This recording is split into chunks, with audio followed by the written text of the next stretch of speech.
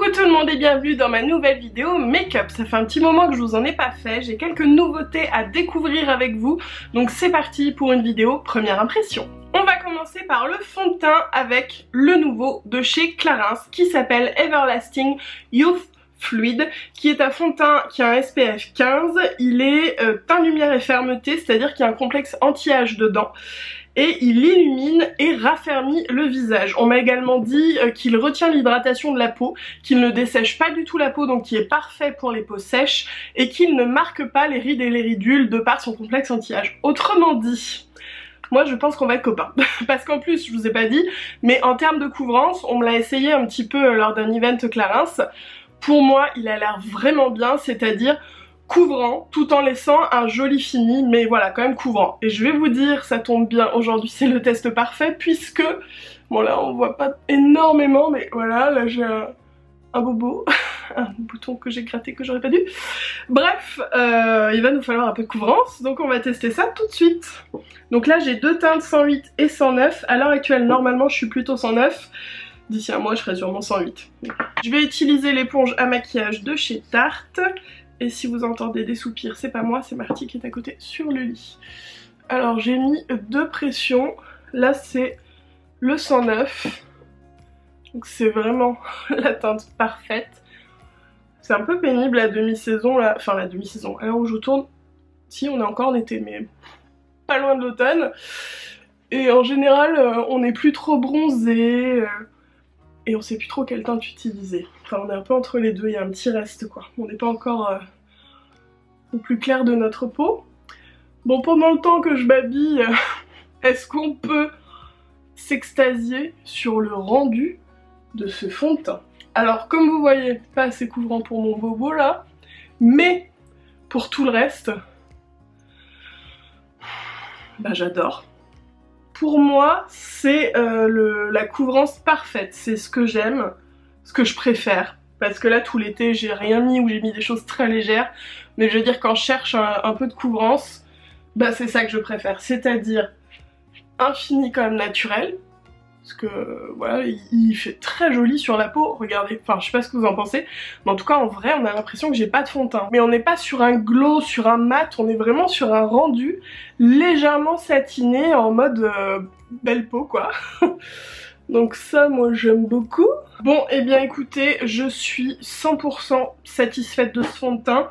Je pense que c'est mon nouveau chouchou. Je n'ai pas d'anti-cerne à tester, mais franchement, il n'y a pas beaucoup à faire, je pense. Je vais juste ajouter une petite pointe du Make Up Forever, le Ultra HD anti-cerne longue tenue capteur de lumière.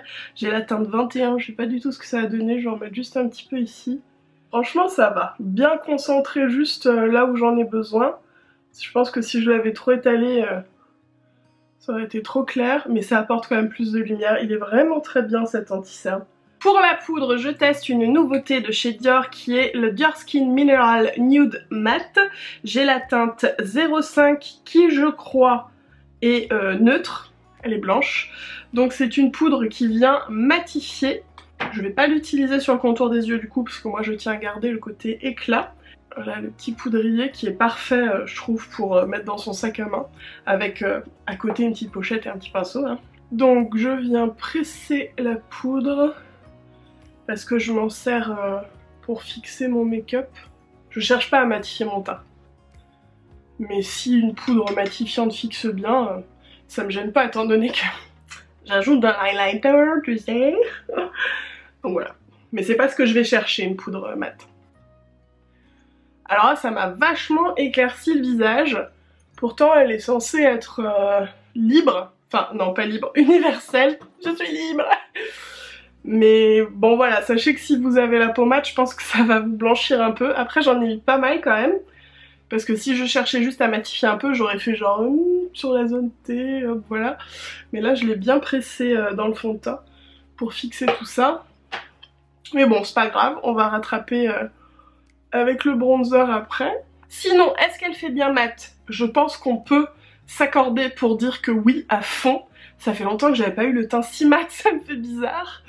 Et elle poudre super bien. Franchement, super bien. À mon avis, mon teint il va tenir large. Il existe des teintes, donc peut-être que ça pourrait être intéressant pour le coup pour avoir moins ce côté un peu blanc, mais bon léger, vous voyez, c'est juste que mon teint il fait moins bonne mine on va dire.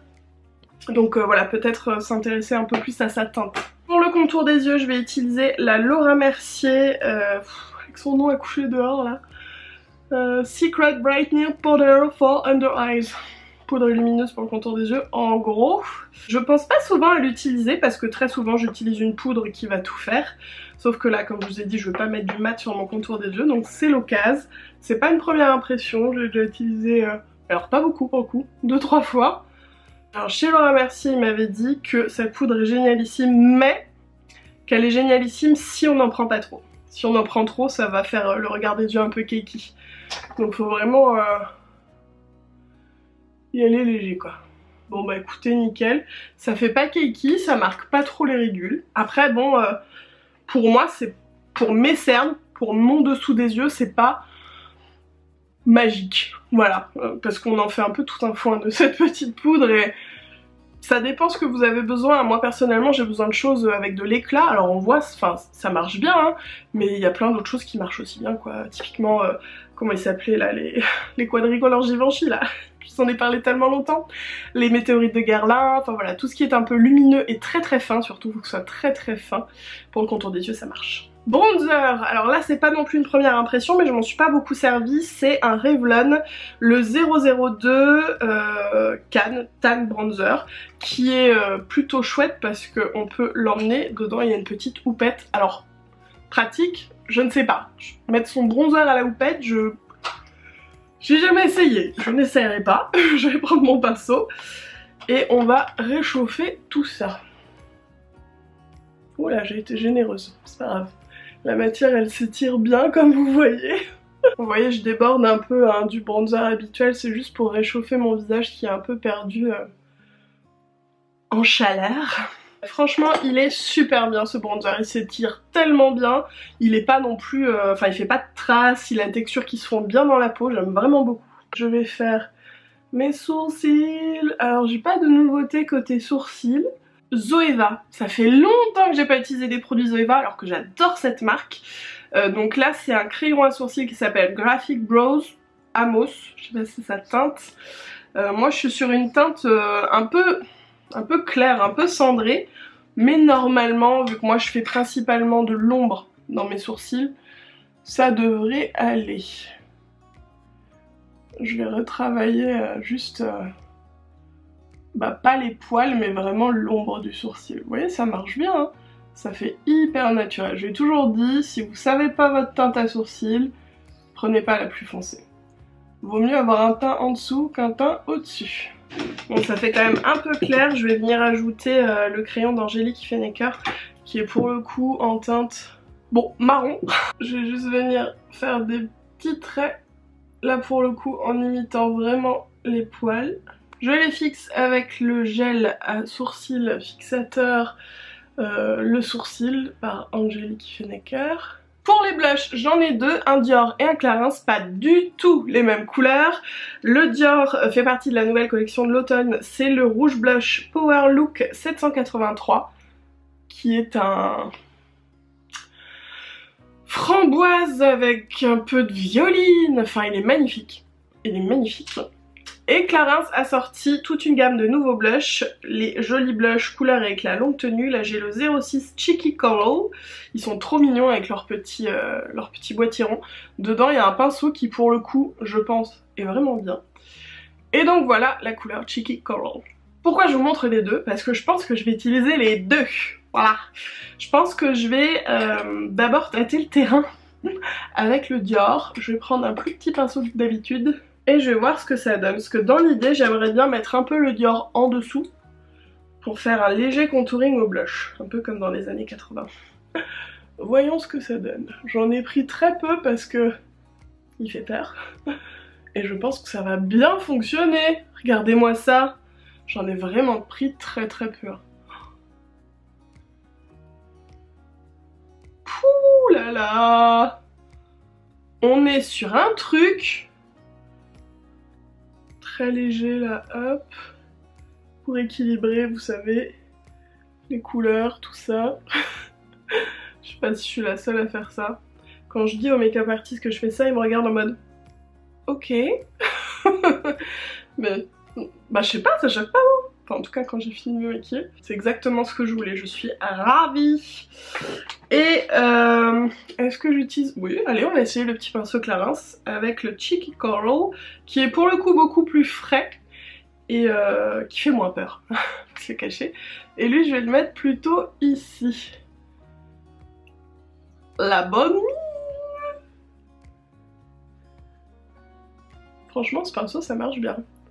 Là on est vraiment sur une texture, ça se sent au toucher d'ailleurs, quand on met le doigt dedans on a l'impression de rien prélever, c'est complètement aérien, je sais pas, c'est hyper impressionnant. Je vous invite à les essayer en magasin, parce qu'ils sont, on a l'impression de rien prendre, alors que si. Franchement je suis ravie de mon petit duo blush, c'est exactement ce que je voulais. Alors pour l'instant vous devez vous dire oulala elle a mis la dose, mais attendez la fin du make-up. En général je le mange le blush et il se voit beaucoup moins. Highlighter, on va venir appliquer cet highlighter de chez Revlon. C'est le Color Stay Endless Glow et c'est un highlighter liquide. On est sur un espèce de gros embout gloss, mais c'est pas du tout ça.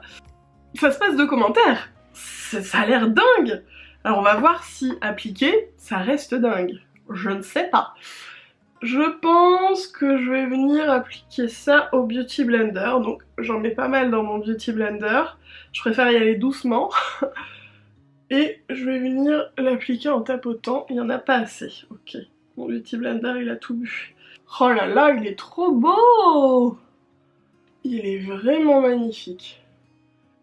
Et j'essaie de tout estomper au doigt. Pour le coup, si vous cherchez un highlighter naturel, je pense que vous pourrez le mélanger, ou en mettre très peu, le mélanger genre un blush crème ou... Il sèche par contre vraiment de ouf quoi, faut pas en mettre de trop sur sa main parce que j'ai tout qui sèche avant que j'applique. Alors je pense que vous voyez pas en vrai à quel point, mais vous voyez quand même à quel point on est sur du glow. Magnifique, gros coup de cœur. Et puis là pour le coup, zéro matière. Et ça j'adore. Pour les yeux, on reste chez Revlon avec ces trois petites palettes beaucoup trop pratiques. Petit format, plein de couleurs. Il y en a combien dans chaque? 8 couleurs. Voilà. Il y a donc 3 palettes. La première c'est 120 Enigma qui est, si j'ouvrais vous verriez mieux, qui est pour le coup dans les prunes et les violines. Il se peut que j'utilise celle-ci. Ensuite on a 930 Maverick Rebel. Et celle-ci c'est plutôt les tons chauds. Ça c'est ce que j'utilise au quotidien. J'aime trop. Et la dernière on est sur des nudes plutôt froids. C'est la 900 Original. Voilà, plutôt des tons froids. Je pense que je vais partir sur du prune et du violine. Après, je ne sais pas trop. On va se laisser porter, voilà. Donc, je vais d'abord utiliser le rose. Ouais, je suis comme ça, moi on y va. Je vais faire un creux avec. Voilà, on est bien là. Donc, je fais un creux avec ce rose... J'ai beaucoup de mal à qualifier les couleurs aujourd'hui. Et je remonte tout en estompant. Ensuite, je prends un pinceau un peu plus précis. Et je vais venir prendre le prune plus foncé, on va dire. Je vais venir insister au coin ici, dans le creux. Un petit pinceau plus fin et je vais venir descendre cette même couleur en ras de cils. Voilà, je vais maintenant appliquer une petite couleur en paupières mobile. J'aurais envie de quelque chose d'un peu plus jaune et d'un peu moins doré. Est-ce que je peux trouver ça? Je peux trouver ça. Alors c'était normalement pour une autre vidéo make-up, mais j'ai besoin de ce magnifique jaune. L'une des deux nouvelles palettes de l'automne de Dior qui s'appelle 5 couleurs Power Look, palette fard à paupières 517 Intensify. Elle est trop belle pour l'automne, on est sur des tons froids et métalliques satinés avec un jaune au milieu qui est exactement ce que je voulais. Vous découvrirez la deuxième palette dans la prochaine vidéo. Je vais l'appliquer avec un pinceau mousse qu'il y a dans la palette parce qu'en vrai, pour faire la paupière mobile, c'est pratique. Voilà. Ça, c'est une couleur vraiment particulière. Parce que ça a du doré, mais en même temps, c'est quand même du jaune. Et puis, c'est exactement la couleur que je voulais, quoi. Je vais faire une légère jointure, là, avec le petit parme de la palette. Je vais l'utiliser ici. Et au niveau du creux, je crois que j'étais floue. Ça ressort assez bizarre là en cam, ça ressort ça ressort patchy un peu, je trouve, surtout là. Alors qu'en vrai ça l'est pas du tout, quoi. Puis ça ressort pas très fondu, tout ça. Je pense que c'est la lumière, il y a le soleil qui est en train d'arriver dans ma chambre. Je vais reprendre ma petite palette Rimmel avec le nude là, ici. Et je vais l'utiliser pour fondre un petit peu les bords. Ça sera quand même plus agréable pour vous. Même si en vrai pour moi ça change pas grand chose. Bon, pour moi en vrai c'est nickel, donc croyez-moi sur parole. Pour le mascara, je vais utiliser celui d'une marque que je ne connais pas, c'est Manakadar. Je l'ai eu je crois dans une glossy. C'est le Bloom Mascara qui a une brosse un peu comme coupée en fait, vous voyez au niveau des poils. Je ne sais pas, on va voir ce que ça donne.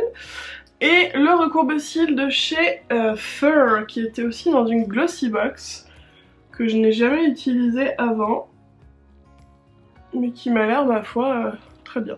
En fait il est pas très incurvé. Quand vous avez l'œil qui est bien rond, on peut pas trop tout faire d'un coup. Je préfère mon MAC. Le MAC il est vraiment bien rond. Il prend tous mes cils, je sais pas si vous voyez la différence. Donc petit coup de Maximizer 3D de Dior qui n'est évidemment pas une première impression parce que si vous ne l'avez jamais vu, c'est que vous n'avez jamais regardé mes vidéos make-up et favoris avant. C'est genre, ça fait plusieurs années je crois maintenant. C'est parti. Alors, toute première impression, je suis floue. Toute première impression, on est bien. Il laisse peu de matière sur les cils. Ça, je sais qu'il y a beaucoup de gens qui adorent. Moi, bah vous voyez, je suis en train de le remettre dedans. Alors qu'un mascara neuf, je fais jamais ça. En général, il y a beaucoup trop de matière. Mais moi, je préfère qu'il y ait un peu plus de matière. En ce moment, j'ai les cils qui retombent. Je les ai pas recourbés tout l'été. Je sais plus si je vous ai déjà dit ça. J'ai l'impression. Bref, ils vont prendre le pli au fur et à mesure. Mais pour l'instant... Ah non, j'ai la batterie qui clignote. Bon, je fais ça, je vous retrouve après pour le rouge à lèvres. Bon allez, on traîne pas, j'ai toujours ma batterie qui clignote. Pour le rouge à lèvres, je teste entre guillemets avec vous parce que j'ai déjà testé le rouge et pas le prune. J'ai pas pu tenir, il me disait trop. Les rouges graphistes de chez Dior, crayon rouge à lèvres, couleur intense. Là c'est la teinte Draw It et franchement j'adore, c'est des crayons qui se twistent. Et ils sont mais magnifiques, vous allez voir. Le rouge là je l'ai adoré. Il a tenu super bien, enfin franchement, regardez-moi ça. On a une précision d'application. Voilà pour le rouge à lèvres. Franchement, ce sont mes coups de cœur là depuis un petit moment. Ils sont sublimes, je vous dis, ils bougent pas, ils sont bien opaques, on les sent pas sur la bouche, ils dessèchent pas, ils font de jolies bouches, enfin franchement je les aime. Trop gros coup de cœur pour ces rouges graphistes. Je sais plus s'ils sont complètement nouveaux ou si ce sont de nouvelles couleurs. Je vais me pencher sur la question. En tout cas j'adore. Je vais fixer mon teint avec la fin du Nip Plus Fab brume mixante, matifiante, ouais. Voilà le make-up final, j'espère que ça vous plaît, j'ai fait des tons très automnaux. Moi j'aime beaucoup, franchement que de belles découvertes aujourd'hui. Dites-moi quels sont vos produits préférés de la vidéo là dans les commentaires. Et puis je vous invite à vous abonner à ma chaîne si vous vous plaisez ici. Moi je vous fais des gros bisous et je vous dis à très vite dans la prochaine vidéo. Je pense pas à chaque fois vous montrer le résultat avec les lunettes, mais simplement parce qu'avec le reflet vous ne voyez rien. Mais bon, voilà ce que ça donne.